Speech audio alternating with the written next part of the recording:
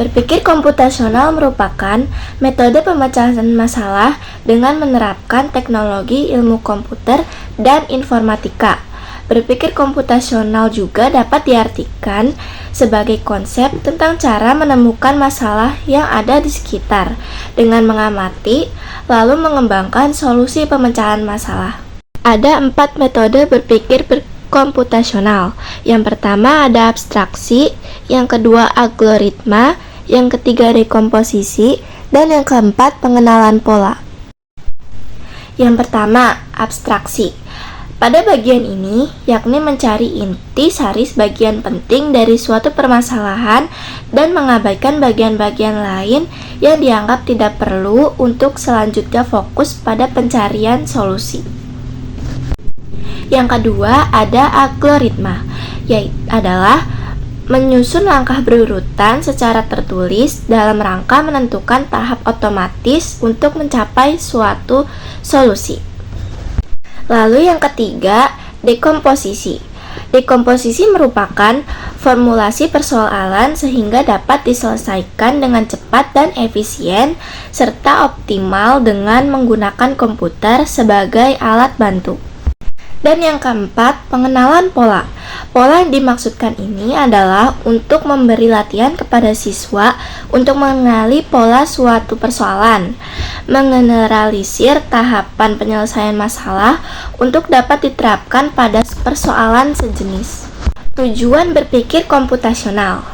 Tujuan berpikir komputasional adalah untuk memecahkan masalah dengan cara yang terstruktur, efektif, dan dapat diulang. Berpikir komputasional juga dapat membantu dalam yang pertama, merancang solusi inovatif dan kreatif. Yang kedua, menganalisis data dan informasi secara efektif. Yang ketiga, berkomunikasi dan berkolaborasi dengan lebih baik. Yang keempat, meningkatkan kemampuan belajar dan beradaptasi. Yang kelima, mengembangkan kemampuan berpikir kritis. Dan yang keenam, mengoptimalkan proses dan sistem. Dan yang ketujuh, mempersiapkan untuk era digit. Nah, berikut ini adalah contoh berpikir komputasional. Contohnya yang saya pakai adalah memasak. Untuk memasak, di algoritmanya itu adalah mengikuti prosedur dalam resep. Untuk dekomposisinya itu adalah yaitu mengikuti resep menjadi langkah-langkah yang lebih kecil. Dan untuk pengenalan polanya adalah yaitu mengidentifikasi takaran setiap bahan.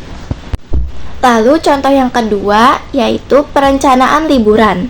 Di dalam perencanaan liburan, algoritmanya adalah menentukan waktu terbaik untuk berangkat berdasarkan faktor-faktor seperti cuaca, keramaian, dan biaya.